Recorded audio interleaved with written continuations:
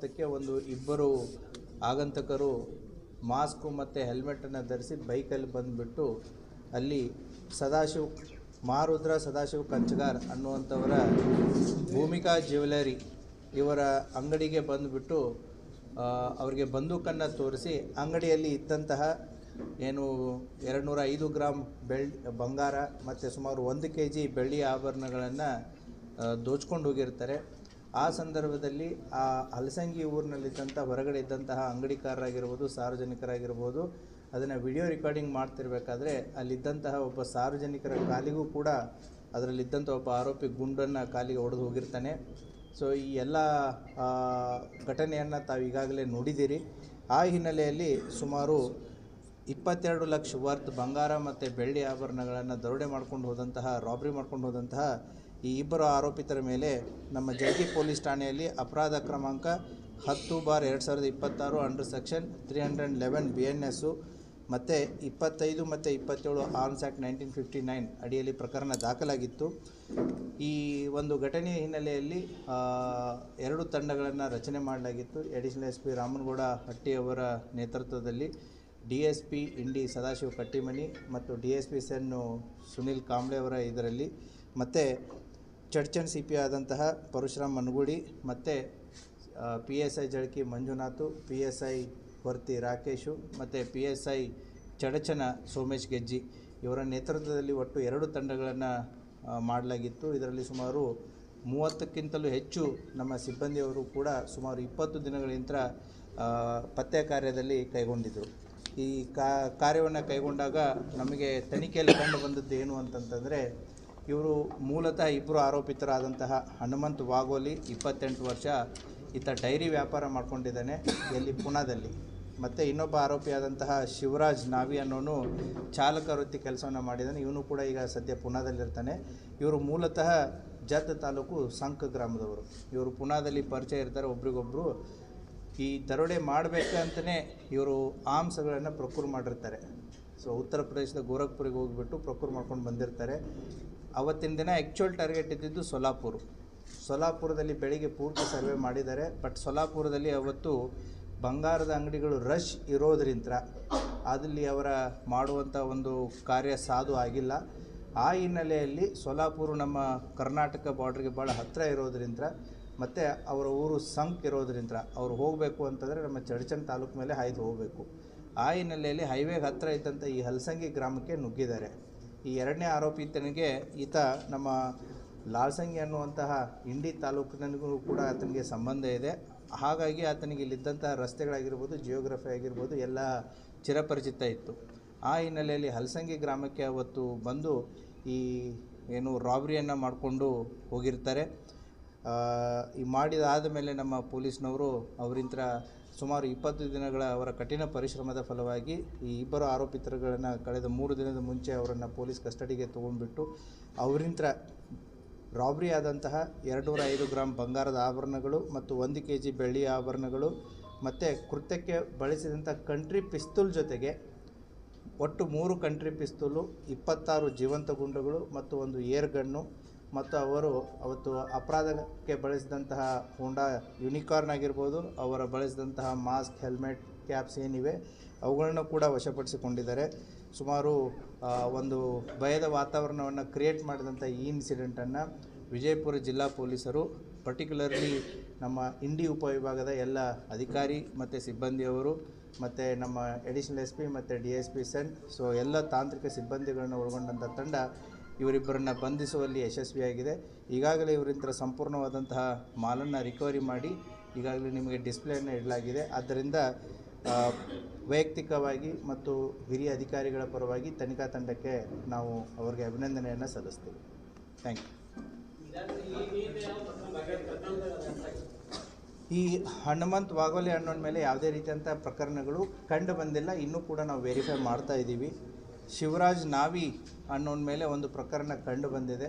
ಅವರ ಮೇಲೆ ಇನ್ನೂ ಯಾವುದಾದ್ರೂ ಪ್ರಕರಣಗಳು ಮಹಾರಾಷ್ಟ್ರದಲ್ಲಿ ಇದಾವ ಅಥವಾ ಹೇಗೆ ಅನ್ನೋದನ್ನು ಕೂಡ ಚೆಕ್ ಮಾಡ್ತಾ ಇದ್ದೀವಿ. ಈ ಹನುಮಂತ್ ವಾಗೋಲಿ ಅನ್ನೋನು ಕೂಡ ಒಂದು ರೀತಿ ಲೈಫ್ ಸ್ಟೈಲ್ ಒಂದು ಲ್ಯಾವಿಶ್ ಆಗಿತ್ತು ಮತ್ತು ಒಂದು ಸ್ಟ್ಯಾಂಡರ್ಡ್ ಆಫ್ ಲಿವಿಂಗು ಕೂಡ ಜಾಸ್ತಿ ಇತ್ತು. ಆತ ಮಾಡುವಂಥ ಈ ಬೆಣ್ಣೆ ವ್ಯಾಪಾರ ಅಥವಾ ಅವನ ಲೈಫ್ ಸ್ಟೈಲ್ಗೆ ಒಂದಕ್ಕೊಂದು ಮ್ಯಾಚ್ ಇರಲಿಲ್ಲ. ಸೊ ಹಾಗಾಗಿ ಸಾಕಷ್ಟು ರೀತಿಯಲ್ಲಿ ಸಾಲ ಮಾಡಿಕೊಂಡಿದ್ದ. ಆ ಸಾಲವನ್ನು ತೀರಿಸಬೇಕು ಅಂತಂಥೇಳಿ ಪರಿಚಿತನಾದಂಥ ಶಿವರಾಜ್ ನಾವಿ ಜೊತೆಗೆ ಇದನ್ನು ಪ್ಲ್ಯಾನ್ ಮಾಡ್ತಾರೆ. ಸೊ ಉತ್ತರ ಪ್ರದೇಶಕ್ಕೆ ಹೋದಾಗ ಗೋರಖ್ಪುರದಲ್ಲಿ ಈ ಕಂಟ್ರಿ ಮೇಡ್ ವೆಪನ್ಸ್ಗಳನ್ನು ಡಿಸೆಂಬರ್ದಲ್ಲಿ ತೊಗೊಂಡು ಬಂದಿರ್ತಾರೆ. So the target was Solapur. ಅವತ್ತಿನ ದಿನ ಅಲ್ಲೆಲ್ಲ ಬಂಗಾರದ ಅಂಗಡಿಗಳು ರಶ್ ಇರೋದ್ರಿಂದ ಸೊ ಆನ್ ದ ವೇ ಅವರು ಹಲಸಂಗಿಯಲ್ಲಿ ಈ ಘಟನೆ, ಈ ರಾಬ್ರಿಯನ್ನು ಮಾಡಿ ಹೋಗಿರ್ತಾರೆ.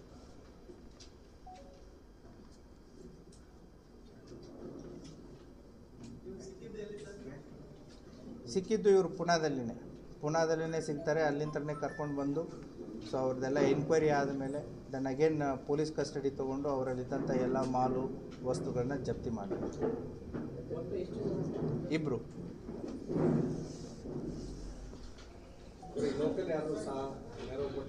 ಲೋಕಲ್ ಯಾರ್ದು ನೆರವಿಲ್ಲ, ಏನಿಲ್ಲ. ನಾನು ಅದನ್ನೇ ಹೇಳಿದೆ, ದ ಟಾರ್ಗೆಟ್ ವಾಸ್ ಸೊಲ್ಲಾಪುರು. ಬಟ್ ಎರಡನೇ ಆರೋಪಿತನಿಗೆ ಚಿರಪರಿಚಿತ ಈ ಏರಿಯಾ. ಸೊ ಅವರು ವಾಪಸ್ಸು ಹೋಗಬೇಕು ಅಂತಂತಂದರೆ ಸೊಲ್ಲಾಪುರ್ ಟು ಜತ್ ಅಥವಾ ಸಂಕ್ ಹೋಗಬೇಕು ಅಂತಂದರೆ ಮಧ್ಯ ಕರ್ನಾಟಕದಲ್ಲೇ ಹಾಯ್ದು ಹೋಗಬೇಕು. ನಮ್ಮ ಚಡಚನ ನೀವು ತಾಲೂಕಾ ಮ್ಯಾಪ್ ನೋಡಿದಿರಿ ಅಂತಂತಂದರೆ it is surrounded by Maharashtra on both the sides.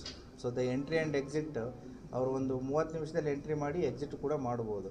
ಹಾಗಾಗಿ ಹೈವೇ ಅಂತಲೂ ಕೂಡ ಈ ಹಲಸಂಗಿ ಊರು ಜಸ್ಟ್ 3 ಕಿಲೋಮೀಟರ್ ಇದೆ.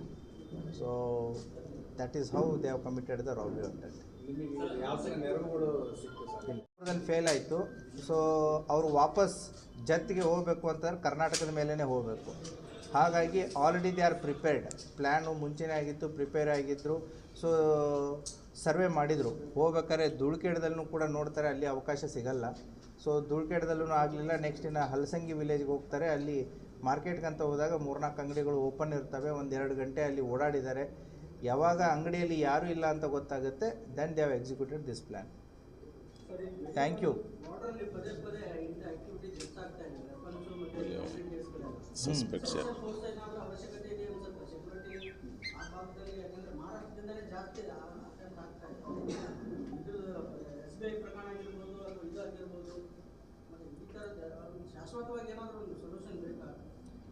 ನಾವು ಶಾಶ್ವತ ಪರಿಹಾರ ಅನ್ನೋಕ್ಕಿಂತ ನಮ್ಮ ವಿಜಯಪುರ ಜಿಲ್ಲೆ ಜಿಯೋಗ್ರಾಫಿಕಲಿ ಹೇಗೆ ಲೊಕೇಟ್ ಆಗಿದೆ ಅನ್ನೋದನ್ನು ನಾವು ಸ್ಟಡಿ ಮಾಡಬೇಕಾಗತ್ತೆ. ಜಿಯೋಗ್ರಫಿನ ಬದಲಾವಣೆ ಮಾಡೋಕ್ಕಾಗಲ್ಲ. ಯಾಕೆ ಅಂತಂದರೆ ಸುಮಾರು 115 ಕಿಲೋಮೀಟ್ರ್, 115ರಿಂದ 120 ಕಿಲೋಮೀಟ್ರು ನಾವು ಮಹಾರಾಷ್ಟ್ರದ ಬಾರ್ಡ್ರ್ ಇದೆ. ಸುಮಾರು 27 ಹಳ್ಳಿಗಳಿವೆ. ಅದರ ಜೊತೆಗೆ ತಾಂಡಗಳು, ದೊಡ್ಡಿಗಳು ಸಾಕಷ್ಟು ಪ್ರಮಾಣದಲ್ಲಿದೆ. ಸೊ ಹಾಗಾಗಿ ಈ ಚಡಚನ ತಾಲೂಕು ನಮ್ಮದು ಇನ್ವರ್ಟೆಡ್ ಟ್ರಯಾಂಗಲ್ ಥರ. ಒಂದು ಕಡೆ ಸೊಲ್ಲಾಪುರ ಜಿಲ್ಲೆ, ಒಂದು ಕಡೆ ಜತ್ ಜಿಲ್ಲೆ. ಆರೋಪಿಗಳಿಗೆ ಒಂದು ಕಡೆಯಿಂದ ಎಂಟ್ರಿ ಆಗಿ ಇನ್ನೊಂದು ಕಡೆ ಎಕ್ಸಿಟ್ ಆಗೋದಕ್ಕೆ 30 ನಿಮಿಷದಲ್ಲಿ ಇದು ಅನುಕೂಲಕರ ರೀತಿಯಲ್ಲಿ ಇದೆ.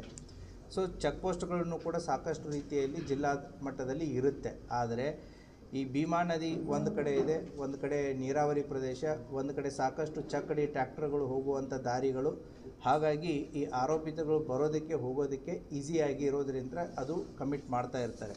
ಅಷ್ಟೇ ಅಲ್ಲದೆ ಕೂಡ ನಾವು ಈ ಪ್ರಕರಣದಲ್ಲಿ ಆರೋಪಿಗಳು ಸೊಲ್ಲಾಪುರ್ ಅಂತಂದಾಗ ಸೊಲ್ಲಾಪುರದಲ್ಲಿಯೂ ಕೂಡ ನಾವು ಟ್ರೆಡಿಷ್ನಲಿ ನೋಡಿದಾಗ ಸಾಕಷ್ಟು ಜನ ಅಲ್ಲಿ ಬ್ರಿಟಿಷರ ಕಾಲದಿಂದಲೂ ಕೂಡ ಕೆಲವೊಂದಿಷ್ಟು ಸೆಟಲ್ಮೆಂಟ್ ಏರಿಯಾಸ್ಗಳೂ ಹಾಗೇ ಇದ್ದಾವೆ. ಕೆಲವೊಂದಿಷ್ಟು ಪಾರ್ದಿ ಗ್ರೂಪ್ಗಳಾಗಿರ್ಬೋದು, ಗ್ಯಾಂಗ್ಗಳಾಗಿರ್ಬೋದು, ನಮ್ಮ ಬಾರ್ಡ್ರನ್ನ ಆ ಕಡೆ ಇರೋದರಿಂದ ಪದೇ ಇಲ್ಲಿ ಬಂದು ಮಾಡಿ ಹೋಗುವಂಥ ಒಂದು ಇದನ್ನು ನಡೀತಾ ಇರುತ್ತೆ. ಹಾಗಾಗಿನೇ ನಾವು ಸ್ಪೆಷಲಾಗಿ ವಿಸಿಬಲ್ ಪೊಲೀಸಿಂಗಿಗೆ ಮಹತ್ವ ಕೊಡ್ತಾ ಇದೆ. ಅದೇ ರೀತಿ ಕೂಡ ಹಳೆಯ ಪ್ರಕರಣದಲ್ಲಿ ಇರುವಂಥ ಆರೋಪಿಗಳಿಗಿರುವಂಥ ವಾರಂಟ್ಸು, NBWಗಳು ಸತತವಾಗಿ ನಮ್ಮ ಟೀಮ್ಸ್ಗಳು ಆ ಕಡೆ ಹೋಗಿಬಿಟ್ಟು ಅವ್ರನ್ನ ಎಕ್ಸಿಕ್ಯೂಟ್ ಮಾಡುವಂಥ ಒಂದು ಕಾರ್ಯವನ್ನು ಕೂಡ ಮಾಡ್ತಾ ಇರ್ತಾರೆ. ಮತ್ತು ಮಹಾರಾಷ್ಟ್ರ 2 ಜಿಲ್ಲೆಗಳ ಪೊಲೀಸ್ ಅಧೀಕ್ಷಕರಾಗಿರ್ಬೋದು, ಠಾಣಾ ಮಟ್ಟಗಳಲ್ಲಾಗಿರ್ಬೋದು ಮಾಹಿತಿ ವಿನಿಮಯನೂ ಕೂಡ ನಡೀತಾ ಇರುತ್ತೆ. ಪ್ರಮುಖವಾಗಿ ಇವೆಲ್ಲ ಪೊಲೀಸ್ ಆಸ್ಪೆಕ್ಟ್ಸ್ಗಳಲ್ಲಿ ನಡೆಯುವಂತಹ ಒಂದು ಇನಿಷಿಯೇಟಿವ್ಸು. ಪ್ರಮುಖವಾಗಿ ನಮಗೆ ಸಾರ್ವಜನಿಕರಿಂದ ಏನು ಬೇಕಾಗುತ್ತೆ ಅಂತಂತಂದರೆ, ನಾವು 211 ಗ್ರಾಮ ಪಂಚಾಯತಿಗಳಿವೆ ನಮ್ಮ ಜಿಲ್ಲೆಯಲ್ಲಿ. 211 ಗ್ರಾಮ ಪಂಚಾಯತಿಗಳಲ್ಲಿ ಹಲವಾರು ಗ್ರಾಮ ಪಂಚಾಯತ್ ಅಧ್ಯಕ್ಷರು ಮತ್ತು PDOಗಳು ಸೇರಿ ಅವರ ಮಟ್ಟದಲ್ಲಿನೇ ಹಳ್ಳಿಗಳ ಇಂಪಾರ್ಟೆಂಟ್ ಸರ್ಕಲ್ಸು, ರಸ್ತೆಗಳಿಗೆ CCTV ಹಾಕುವ ಒಂದು ಕಾರ್ಯವನ್ನು ಮಾಡಿದ್ದಾರೆ. ಹಾಗಾಗಿ ಎಲ್ಲ ಜಿಲ್ಲೆಯ ಎಲ್ಲ ಪೊಲೀಸರಿಗೂ ಕೂಡ 211 ಗ್ರಾಮ ಪಂಚಾಯತ್ ಅಧ್ಯಕ್ಷರು ಮತ್ತು PDOಗಳಿಗೆ ಭೇಟಿಯಾಗಿ ಒಂದು ನಮ್ಮ ರಿಕ್ವೈರ್ಮೆಂಟನ್ನು ಅವರಿಗೆ ಸಬ್ಮಿಟ್ ಮಾಡಿ, ಸೊ ದ್ಯಾಟ್ ಈ ಬರುವಂತಹ ಕೆಲವು ತಿಂಗಳುಗಳಲ್ಲಿ ಪ್ರಮುಖ ಹಳ್ಳಿ ಸರ್ಕಲ್ಸು, ರಸ್ತೆಗಳಲ್ಲಿ CCTV ಹಾಕಿದರೆ ಭಾಳ ಅನುಕೂಲ ಆಗುತ್ತೆ. ಅದೇ ರೀತಿಯೂ ಕೂಡ ಪಬ್ಲಿಕ್ ಸೇಫ್ಟಿ ಆ್ಯಕ್ಟ್ ಅಡಿಯಲ್ಲಾಗಿರ್ಬೋದು ಮತ್ತು ಹಲವಾರು ದಾಬಾಸ್ ಆಗಿರ್ಬೋದು, ಬಾರ್ ಆ್ಯಂಡ್ ರೆಸ್ಟೋರೆಂಟ್ ಆಗಿರ್ಬೋದು, ಹೋಟೆಲ್ಸ್ಗಳಾಗಿರ್ಬೋದು, ಅಂಗಡಿ ಮುಗ್ಗಟ್ಟುಗಳಾಗಿರ್ಬೋದು, ಕಾಂಪ್ಲೆಕ್ಸ್ ಆಗಿರ್ಬೋದು, ಸುಮಾರು 50 ಲಕ್ಷಕ್ಕಿಂತಲೂ ಹೆಚ್ಚು ಖರ್ಚು ಮಾಡಿ ಮನೆ ಕಟ್ಟಿರ್ತಾರೆ. 20,000 ಖರ್ಚು ಮಾಡಿ 4 CCTV ಹಾಕಿದರೆ ಅವರ ರಕ್ಷಣೆಯ ಜೊತೆಗೆ ಸಮಾಜದ ರಕ್ಷಣೆಯೂ ಕೂಡ ಆಗುತ್ತೆ. ಈ ಪಾಯಿಂಟ್ ಆಫ್ ವ್ಯೂದಲ್ಲಿ ನಮ್ಮ ಜನರ ಸಹಕಾರ ಭಾಳ ಅತಿ ಅವಶ್ಯಕವಾಗಿದೆ. 1 ಇಯರ್ ಬಿಫೋರ್ ನಮ್ಮ ಜಿಲ್ಲೆಯಲ್ಲಿ ಸುಮಾರು 6,000-7,000 CCTVs ಇತ್ತು. Today it has reach to 22,000. So ನಮ್ಮ ಟಾರ್ಗೆಟ್ ಏನು ಅಂತಂತಂದರೆ ಅಟ್ಲೀಸ್ಟ್ ಈ ವರ್ಷ ನಮ್ಮದು ಅದು 75,000ಕ್ಕಾದರೂ ರೀಚ್ ಆಗಬೇಕು ಅಂತಂತೇಳಿ. ಸೊ 1 CCTV ಏನಾಗುತ್ತೆ ಅಂದರೆ 3 ಜನ ಪೊಲೀಸರ ಕಾರ್ಯವನ್ನು 24/7 ಮಾಡಲಾಗುತ್ತೆ. ಆದ್ದರಿಂದ ಸಾರ್ವಜನಿಕರ ಸಹಕಾರನೂ ಕೂಡ ಇದರಲ್ಲಿ ಪ್ರಮುಖ ಪಾತ್ರ ವಹಿಸುತ್ತೆ. ಒನ್ ಆಸ್ಪೆಕ್ಟ್ ಪೊಲೀಸಿಂಗ್ ಇರುತ್ತೆ, another aspect what safety we can take from our side. This 2 aspects should run parallelly. Suspect movements.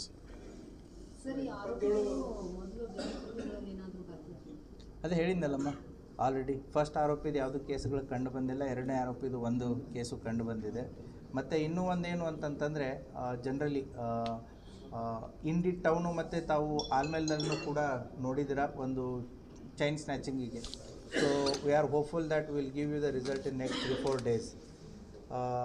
ಅದು ಕೂಡ ಆಗುತ್ತೆ. ಆಮೇಲೆ ಸಾರ್ವಜನಿಕರು ಒಂದು ಅಬ್ಸರ್ವ್ ಮಾಡಬೇಕಾಗಿರೋದು ಪೊಲೀಸ್ ಪಾಯಿಂಟ್ ಆಫ್ ವ್ಯೂದಿಂದ ನಾವು ಅವ್ರಿಗೆ ಹೇಳೋದೇನು ಅಂತಂತಂದರೆ, ಅರ್ಲಿ ಮಾರ್ನಿಂಗ್ ಆಗಿರ್ಬೋದು ಅಥವಾ ಈ ರೀತಿ ನಾವು ಇವೆಲ್ಲ ರಾಬ್ರಿ ಅಫೆನ್ಸಸ್ಗಳಲ್ಲಿ ಬರೋರು ಯಾವ ರೀತಿ ಬರ್ತಾರೆ ಅಂದರೆ, ಒಂದು ರೀತಿ ಸ್ಪೋರ್ಟ್ಸ್ ಬೈಕ್, ಯುನಿಕಾರ್ನ್ ಆಗಿರ್ಬೋದು, ಪಲ್ಸರ್ ಆಗಿರ್ಬೋದು, KTM ಆಗಿರ್ಬೋದು. ಅವ್ರು ನಾರ್ಮಲ್ ಹೀರೋ ಹೋಂಡಾ ಸ್ಪ್ಲೆಂಡರ್ಗಳಲ್ಲಿ ಬರೋದು ಕಷ್ಟ, ಯಾಕಂದ್ರೆ ಸ್ಪೀಡ್ ಕಡಿಮೆ ಇರುತ್ತೆ. KTM, ಪಲ್ಸರು, ಯುನಿಕಾರ್ನು ಸ್ಪೀಡ್ ಪಿಕಪ್ಪು ಚೆನ್ನಾಗಿರುತ್ತೆ, ಸ್ಪೋರ್ಟ್ಸ್ ಬೈಕ್ಸ್ ಥರ. ಮತ್ತು ಕೋವಿಡ್ ಮುಗಿದು ಎಷ್ಟೋ ವರ್ಷ ಆಗಿದೆ, ಮಾಸ್ಕ್ಗಳು ಹಾಕ್ಕೊಳ್ಳೋದು ಕೂಡ ಜನರ ಸಂಖ್ಯೆ ಕಡಿಮೆ.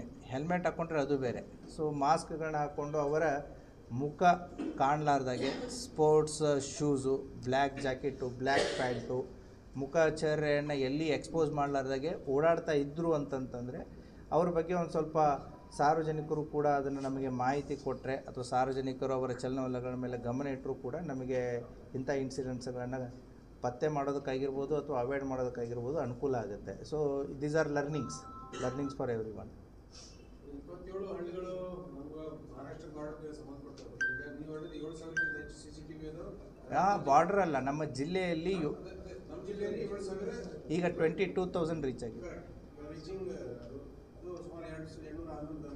ಬಟ್ ಸೇಮ್ ಒಂದು ಸಲ ಸ್ಥಳೀಯ ಮಹಾರಾಷ್ಟ್ರ ಬಾರ್ಡರ್ ಅವ್ರ ಗ್ರಾಮ ಪಂಚಾಯತ್ ಇದೇ extra CCTV it will help you both. That is what the coordination ಆಗ್ತಾ ಇದೆ. ಆ ಕಡೆನೂ ಕೂಡ ಇಬ್ಬರು SP ಕೂಡ they are very young, they are also doing it. Atul Kulkarni is SP Solapur ಇದ್ದಾರೆ, ಈ ಕಡೆನೂ SP ಸಾಂಗ್ಲಿನೂ ಇದ್ದಾರೆ. So the coordination is there. But ಇದೇನು ಅಂತಂತಂದರೆ ಅಂತಾರಾಜ್ಯ ಬಾರ್ಡರ್ ಇರೋದ್ರಿಂದ ಆರೋಪಿಗಳು ಆಗಿರ್ಬೋದು, ಕ್ರಿಮಿನಲ್ಸ್ಗಳಾಗಿರ್ಬೋದು, ಈ ಕಡೆಯವರು ಆ ಕಡೆಯವರು ಈ ಕಡೆ ಅಫೆನ್ಸ್ ಮಾಡೋದಾಗಿರ್ಬೋದು, ಅಥವಾ ಈ ಕಡೆಯವರು ಆ ಕಡೆ ಅಫೆನ್ಸ್ ಮಾಡೋದಾಗಿರ್ಬೋದು. So this challenge is there for the police and we are working on it. ಅವರಿಗೆ ಸಲಹೆ ಕೊಟ್ಟು ಅಲ್ಲಿ ಗ್ರಾಮ ಪಂಚಾಯತ್ ಮಾಡ್ತಾರೆ. They will also do it. ಹಾಕಿದ್ರು ಸರ್, ಇನ್ನೂ ಹಾಕಿ. They will also do it. Sir, ಇನ್ನೊಂದು ಈ ಮೊನ್ನೆ ಇತ್ತೀಚೆಗೆ ಬಂಗಾರದ ಅಂಗಡಿಗಳ ವ್ಯಾಪಾರವನ್ನು ಪ್ರತಿಭಟನೆ ಮಾಡಿ ಇಲಾಖೆ ಮೇಲೆ ಕೆಲವು ಇದನ್ನು ಮಾಡಿರ್ತಾರೆ, ಅದ್ರ ಬಗ್ಗೆ ಪೊಲೀಸ್ ಇಲಾಖೆ ಎಲ್ಲ ಕಡೆನೂ ಇದ್ದೇ ಇರುತ್ತೆ. ಈ ರೀತಿ ಘಟನೆಗಳಾದಾಗ ಪೊಲೀಸ್ ಇಲಾಖೆ ಸೀರಿಯಸ್ ಆಗಿ ಮಾಡಿಬಿಟ್ಟು ಅದೇ ಏನು ಅಪರಾಧ ಮಾಡಿದಂಥ ಆರೋಪಿಗಳನ್ನು ಈಗ ಪೊಲೀಸ್ನವರು ನಿಂತರ ತಪ್ಪಿಸ್ಕೊಳ್ಳೋಕೆ ಹೋಗೋಕ್ಕಾಗಲ್ಲ. ಪೊಲೀಸ್ನವರು ಇದನ್ನು ಸೀರಿಯಸ್ ಆಗಿ ತೊಗೊಂಡು ಅವ್ರನ್ನ ಸಂಪೂರ್ಣವಾದಂತಹ ಏನು ಕಳ್ಕೊಂಡಿದ್ರು ಅದನ್ನು ಸಂಪೂರ್ಣವಾದಂಥ ಪತ್ತೆ ಮಾಡಿಕೊಟ್ಟಿದ್ದಾರೆ. ಅದೇ ಜನ ಇವಾಗ ಪೊಲೀಸರಿಗೆ ಏನು ಧನ್ಯವಾದಗಳನ್ನ ತಿಳಿಸ್ತಾ ಇದ್ದಾರೆ. ಸೊ ದಟ್ ಈಸ್ ಯಾವಾಗ ಸಾರ್ವಜನಿಕರಿಗೆ ತೊಂದರೆ ಅಂತ ಇದ್ದಾಗ ಪೊಲೀಸ್ ಇಲಾಖೆ ಇದ್ದೇ ಇರುತ್ತೆ. So that is how the police department work, that is our profession. Sir, ಈ ದರೋಡೆಕೋರ ಪೈಕಿ ಒಬ್ಬ ಸರ್ ಈ ಮಹಾರಾಷ್ಟ್ರ ಪೊಲೀಸರಿಗೆ ಇನ್ಫಾರ್ಮರ್ ಆಗಿದೆ ಅಂತ ಸರ್, ಅಲ್ಲಿ ಪೊಲೀಸ್ ಮಿತ್ರ ಅಂತ ಹೇಳ್ತಾರೆ, 0 ಪೊಲೀಸ್ ಅಂತ ಹೇಳ್ತಾರೆ.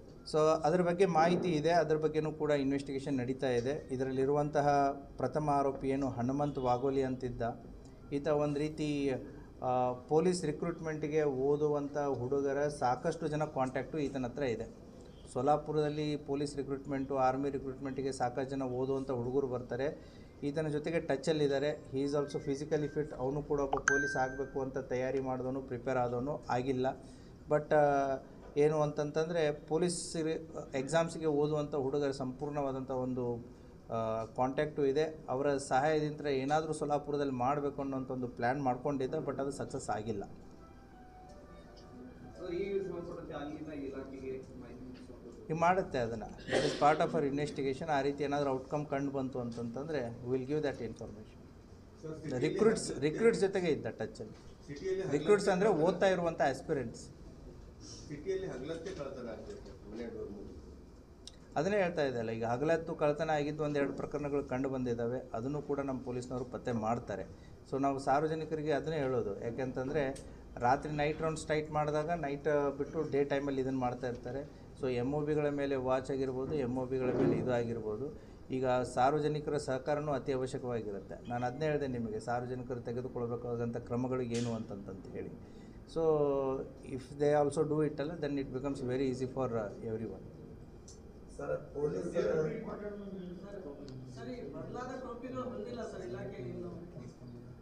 ಎಲ್ಲ ಕಡೆ ಒಮ್ಮೆ ಸಪ್ಲೈ ಕೊಡೋಕ್ಕಾಗ್ತಾ ಇಲ್ಲ. ನಮ್ಮದು ನಾಳೆ ಇದೆ ಅದು ಕಾರ್ಯಕ್ರಮ. ಸೊ ಬಂದಿದೆ ಇವತ್ತು. So we R distributing it tomorrow. ನಾಳೆ ನಿಮ್ಗೆ ಇನ್ನೊಂದು ಪ್ರೆಸ್ ಮೀಟ್ ಇದೆ. ಏನು ಕೊರತೆ ಇಲ್ಲ ರೀ, ಎಲ್ಲ ಬಂದಿದ್ದಾವೆ. ಪ್ರೊಡಕ್ಷನ್ ಮಾಡೋರಿಗೆ ಎಟ್ ಎ ಟೈಮ್ ಎಲ್ಲ ಕಡೆ ಕೊಡೋಕ್ಕಾಗ್ತಾ ಇಲ್ಲ. Demand is more than 1 lakh.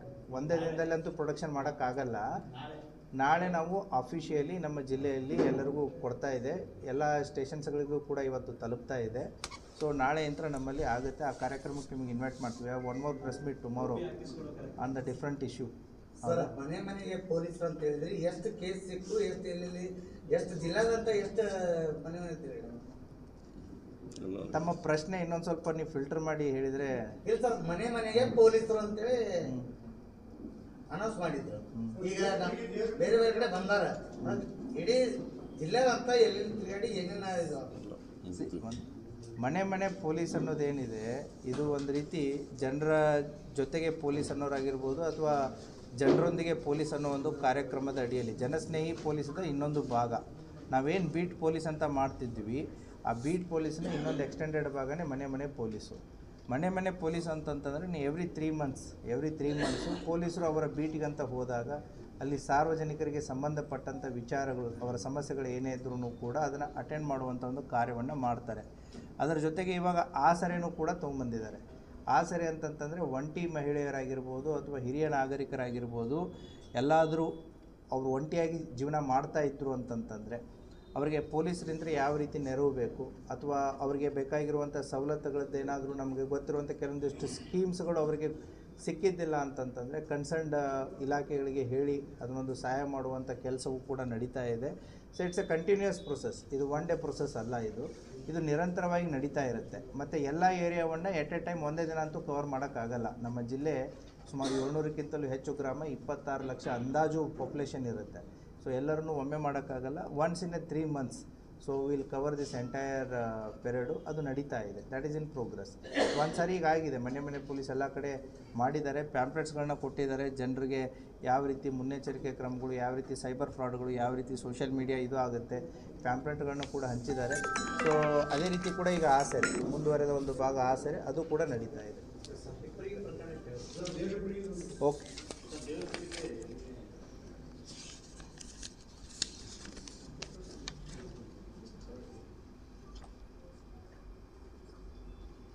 ದಿನಾಂಕ 2/2/2026 ಅಂತಂತೇಳಿ ದೇವರ ಹಿಪ್ಪರಗಿ ಪೊಲೀಸ್ ಠಾಣೆಯಲ್ಲಿ ಒಂದು ಮಿಸ್ಸಿಂಗ್ ಕೇಸ್ ರಿಜಿಸ್ಟರ್ ಆಗುತ್ತೆ. ಪ್ರಭು ರತ್ನಾಕರ್ ಅನ್ನುವಂಥ ವ್ಯಕ್ತಿ, ಅವನ ಹೆಂಡತಿಯಾದಂತಹ ಸರೋಜಿನಿ ಅನ್ನೋರು ದಿನಾಂಕ 24/1/2026 ಬೆಳಗ್ಗೆ 8 ಗಂಟೆಯಿಂದ ಮಿಸ್ಸಿಂಗ್ ಆಗಿದ್ದಾರೆ. ಮಾರ್ಕೆಟ್ಗೆ ಹೋಗ್ತೀನಿ ಅಂತಂತೇಳಿ ಹೋದವರು ಬಂದಿಲ್ಲ ಅಂತಂಥೇಳಿ ಫೆಬ್ರವರಿ 2ನೇ ತಾರೀಕು ಒಂದು ಮಿಸ್ಸಿಂಗ್ ಕೇಸ್ ಕೊಡ್ತಾರೆ. ಸೊ ಆ ಹಿನ್ನೆಲೆಯಲ್ಲಿ ಪ್ರಕರಣವನ್ನು ದಾಖಲುಕೊಂಡು ದೇವರಿಪ್ಪರಿಗೆ ಪೊಲೀಸ್ನವರು ಪತ್ತೆ ಮಾಡೋ ಒಂದು ಕಾರ್ಯವನ್ನು ಕೈಗೊಂಡಿರ್ತಾರೆ. ದಿನಾಂಕ 13/2/2026 ಅಂದರೆ ಮಿಸ್ಸಿಂಗ್ ಕೇಸ್ ರಿಜಿಸ್ಟರ್ ಆದ ಸುಮಾರು ಒಂದು 11 ದಿನಕ್ಕೆ 13/2/2026 ಈ ಸರೋಜಿನಿಯವರ ತಂದೆ, ಅಂದರೆ ಸರೋಜಿನಿಯವರ ತಾಯಿ ಕಮಲವ್ವ, ಅವರ ಗಂಡನಾದಂಥ ಮಲ್ಲಪ್ಪ ಅವರ ಸಾವು ಆಗುತ್ತೆ.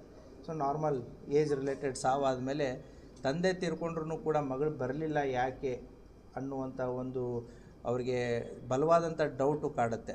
ಗಂಡ ಹೆಂಡತಿ ಮಧ್ಯೆ ಸಾಕಷ್ಟು ಸಮಸ್ಯೆಗಳಿದ್ದು ಹೆಂಡತಿ ಜಗಳ ಮಾಡಿ ಹೋಗಿದ್ರೂ ಕೂಡ ತಂದೆ ತೀರ್ಕೊಂಡಾಗ ಮನೆಗೆ ಬರಬೇಕಾಗಿತ್ತು ಮಗಳು ಅನ್ನೋವಂಥ ಒಂದು ವಿಚಾರ ಅವರಿಗೆ ಬಲವಾಗಿ ಕಾಡುತ್ತೆ. ಆ ಹಿನ್ನೆಲೆಯಲ್ಲಿ ಅವರು ಗಂಡನ ಮೇಲೇ ಸಂಶಯ ವ್ಯಕ್ತಪಡಿಸ್ತಾರೆ. ಸೊ ತದನಂತರ ಪೊಲೀಸ್ನವರು ಗಂಡನನ್ನು ತಂದು ಎನ್ಕ್ವೈರಿ ಮಾಡಿದಾಗ ಗೊತ್ತಾಗುತ್ತೆ ಈ ಗಂಡ ಒಂದು ಕಾಂಟ್ರಾಕ್ಟರ್ ಕೆಲಸ ಮಾಡ್ಕೊಂಡಿದ್ದಾನೆ. ಇವನು ಹಲವಾರು ಜನರ ಹತ್ತಿರ ಸಾಲಗಳನ್ನು ಕೂಡ ಮಾಡ್ಕೊಂಡಿದ್ದಾನೆ. ಈ ಸಾಲವನ್ನು ಯಾರ ಹೆಸರಲ್ಲಿ ಮಾಡಿದ್ದಾನೆ ಅಂತಂತಂದರೆ ಹೆಂಡತಿ ಹೆಸರಲ್ಲಿ ಮಾಡಿದ್ದಾನೆ. ಹೆಂಡತಿ ಅಂತ ಸರೋಜಿನಿ ಅನ್ನೋರ ಹೆಸರಲ್ಲಿ. ಈ ಸಾಲ ಮಾಡಿದವರಿಗೆ ಚೆಕ್ಗಳನ್ನು ಬ್ಲ್ಯಾಂಕ್ ಚೆಕ್ಗಳನ್ನು ಕೊಟ್ಟಿದ್ದಾನೆ. ಅವು ಚೆಕ್ ಬೌನ್ಸ್ ಕೇಸ್ಗಳನ್ನು ಕೂಡ ಆಗಿದೆ. ಯಾದಗಿರಿ ಜಿಲ್ಲೆಯಲ್ಲಿ ಚೆಕ್ ಬೌನ್ಸ್ ಕೇಸಾಗಿ ಹೆಂಡತಿಯ ಮೇಲೆ ವಾರಂಟ್ ಇಶ್ಯೂ ಆಗಿರುತ್ತೆ. ಆ ಹಿನ್ನೆಲೆಯಲ್ಲಿ 23ನೇ ತಾರೀಕು ದಿನಾಂಕ 23/1/2026 ಗಂಡ ಹೆಂಡತಿ ಮತ್ತು ಜಗಳ ಆಗಿರುತ್ತೆ. ಹೆಂಡತಿ ಮೇಲೆ ಸಾಲ ಮಾಡಿದವನು ನೀನಂತ ಗಂಡಸು ಅಂತಂತೇಳಿ ಬೈದಿದ್ದಕ್ಕೆ ಇವನು ಸಿಟ್ಟಾಗಿರ್ತಾನೆ. ಅದೇ ಜಗಳ 24 ಅರ್ಲಿ ಮಾರ್ನಿಂಗ್ನೂ ಕೂಡ ಕಂಟಿನ್ಯೂ ಆಗುತ್ತೆ. ಅವನೇನು ಪ್ಲ್ಯಾನ್ ಮಾಡ್ತಾನೆ ಅಂತಂದರೆ ಈ ಎಲ್ಲ ಚೆಕ್ ಬೌನ್ಸ್ಗಳ ಕೇಸುಗಳಲ್ಲಿ ಮತ್ತು ಈ ಸಾಲ ತೊಗೊಂಡಿರೋದೆಲ್ಲ ಹೆಂಡತಿ ಹೆಸರಲ್ಲಿ ಇರೋದ್ರಿಂದ ಮತ್ತು ಈ ರೀತಿ ಇವಳು ನನಗೆ ಪದೇ ಪದೇ ಕಿರಿಕಿರಿ ಮಾಡ್ತಾ ಇರೋದ್ರಿಂದ ಇವಳನ್ನು ಸಾಯಿಸಿದರೆ ಆ ಸಾಲ ಕೊಡೋದು ತಪ್ಪುತ್ತೆ ಮತ್ತು ಇವು ಆಗ್ತಾ ಇರುವಂಥ ಒಂದು ತೊಂದರೆನೂ ಕೂಡ ಮಾನಸಿಕ ತೊಂದರೆನೂ ಕೂಡ ಕಡಿಮೆ ಆಗುತ್ತೆ ಅನ್ನುವಂಥ ಒಂದು ವಿಚಾರದಲ್ಲಿ ಅವತ್ತಿನ ದಿನ ಬೆಳಿಗ್ಗೆ ಅರ್ಲಿ ಮಾರ್ನಿಂಗು ಈ ಖಾರ ಕೊಟ್ಟು ಕಬ್ಬಿಣದ ರಾಡ್ ಏನಿರುತ್ತೆ ಅದನ್ನು ತೊಗೊಂಡು ಬಲವಾಗಿ ತಲೆಗೆ ಹೊಡಿತಾನೆ. ಅವಳು ಅಲ್ಲೇ ಕುಸಿದು ಬೀಳ್ತಾಳೆ. ಕುಸಿದು ಬಿದ್ದ ನಂತರನೇ ಅದು 3 ಫ್ಲೋರ್ಸ್ ಮನೆ ಕಟ್ತಾ ಇದ್ದಾನೆ. ಅವನು ಗ್ರೌಂಡ್ ಫ್ಲೋರ್ ಕಂಪ್ಲೀಟ್ ಇದೆ, ಅನದರ್ 3 ಫ್ಲೋರ್ಸ್ ಕಟ್ತಾ ಇದ್ದಾನೆ. ಆಲ್ಮೋಸ್ಟ್ 90% ಬಿಲ್ಡಿಂಗ್ ಒಂದು ಹಂತಕ್ಕೆ ಬಂದಿದೆ. ಅಲ್ಲೇನು ಕಂಪೌಂಡಿಗೆ ಗಾರ್ಡನ್ ಮಾಡಬೇಕು ಅಂತ ಏನು ಖಾಲಿ ಜಾಗ ಬಿಟ್ಟಿರ್ತಾರೆ, ಆ ಖಾಲಿ ಜಾಗ ಇನ್ನೂ ಮಣ್ಣು ತುಂಬಿರಲ್ಲ ಮತ್ತು ಗಿಡಗಳನ್ನು ನೆಟ್ಟಿರೋದಿಲ್ಲ. ಏನು ಅಫೆನ್ಸ್ ಆದಂಥ ಜಾಗದಿಂದ ಒಂದು 5 ಫೀಟ್ ದೂರದಲ್ಲಿರುವಂತಹ ಕಂಪೌಂಡಿಗೆ ಹಚ್ಕೊಂಡಿದ್ದಂಥ ಜಾಗದಲ್ಲಿ ಅವಳ ಬಾಡಿಯನ್ನು ಅಲ್ಲೇ ಹೂತಾಕಿ ಮನೆಗೆ ತಂದಂತಹ ಕನ್ಸ್ಟ್ರಕ್ಷನ್ ಮೆಟೀರಿಯಲ್ ಇತ್ತಲ್ಲ, ಏನು ಮಣ್ಣು, ಉಸುಕು, ಕಡಿ, ಸಿಮೆಂಟು ಅವುಗಳನ್ನೆಲ್ಲ ಬಳಸ್ಕೊಂಡು ಅವಳನ್ನು ಅಲ್ಲೇ ಹೂತಾಕಿ ಅದನ್ನು ಮೇಲೆ ಕಾಂಕ್ರೀಟ್ ಹಾಕಿ ಏನು ನಡೆದೇ ಇರೋ ರೀತಿಯಲ್ಲಿ ಅದನ್ನು ಅರೇಂಜ್ಮೆಂಟ್ ಮಾಡಿರ್ತಾನೆ. ಅದು ದಿನಾಂಕ 24 ಆಗಿರುತ್ತೆ. 24ನೇ ತಾರೀಕಿಂತ ಸುಮಾರು 2ನೇ ತಾರೀಕುವರೆಗೂ ಕೂಡ ಈತನೇ ಮಿಸ್ಸಿಂಗ್, ಅಲ್ಲಿ ಹುಡುಕ್ತೀನಿ ಇಲ್ಲಿ ಹುಡುಕ್ತೀನಿ ಅಂತಂತೇಳಿ ತವ್ರ ಮನೆಯವ್ರಿಗೂ ಕೂಡ ಟೈಮ್ ಡ್ರ್ಯಾಗ್ ಮಾಡಿರ್ತಾನೆ. ಆ ಟೈಮ್ ಡ್ರ್ಯಾಗ್ ಮಾಡಿ ಇನ್ನೇನು ಎಲ್ಲಿ ಸಿಗದೇ ಇದ್ದಾಗ ಹೆಂಡತಿ ಮನೆಯವರು ಕಂಪ್ಲೇಂಟ್ ಕೊಡೋಣ ಅಂತಂದಾಗ ಈತನೇ ಬಂದು ಕಂಪ್ಲೇಂಟ್ ಕೊಡ್ತಾನೆ. ಸೊ ಮಿಸ್ಸಿಂಗ್ ಕೇಸನ್ನು ಈತನೇ ಕೊಡ್ತಾನೆ. ತದನಂತರ 13ನೇ ತಾರೀಕು ಏನು ಡೆತ್ ಆಗುತ್ತೆ ಆವಾಗ ಮನೆಯವರಿಗೆ ಬಲವಾದಂಥ ಡೌಟ್ ಇವನ ಮೇಲೆ ಬರುತ್ತೆ. ಅದನ್ನು ಪೊಲೀಸರ ಮುಂದೆ ವ್ಯಕ್ತಪಡಿಸ್ತಾರೆ. ಆತನನ್ನು ತಂದು ನಾವು ವಿಚಾರಣೆಗೆ ಒಳಪಟ್ಟಾಗ ಈ ರೀತಿ ಆಗಿದೆ ಅನ್ನುವಂಥ ಒಂದು ಮಾಹಿತಿ ಹೊರಬೀಳುತ್ತೆ. ಈಗಾಗಲೇ ಆರೋಪಿಯನ್ನು ಅರೆಸ್ಟ್ ಮಾಡಿ ನ್ಯಾಯಾಂಗ ಬಂಧನಕ್ಕೂ ಕೂಡ ಕೊಡಲಾಗಿದೆ. Thank you. ಇಲ್ಲ, ಯಾವ ಕೇಸು ಇಲ್ಲ. ಇವನ ಮೇಲೆ ಕ್ರಿಮಿನಲ್ ಕೇಸ್ ಯಾವುದೂ ಇಲ್ಲ. ಈ ಗಂಡನ ಮೇಲೆ ಯಾವುದೂ ಕ್ರಿಮಿನಲ್ ಕೇಸ್ ಇಲ್ಲ. Thank you very much. ಒಂದು ಫಸ್ಟು ಇವರಿಗೆ ಅಪ್ರಿಷಿಯೇಷನ್ ಸರ್ಟಿಫಿಕೇಟ್ ಕೊಡುತ್ತೆ. ನೆಕ್ಸ್ಟು ಅದನ್ನೊಂದು ಡಿಸ್ಪ್ಲೇ ಇದನ್ನು ಮಾಡಿ. First appreciation certificate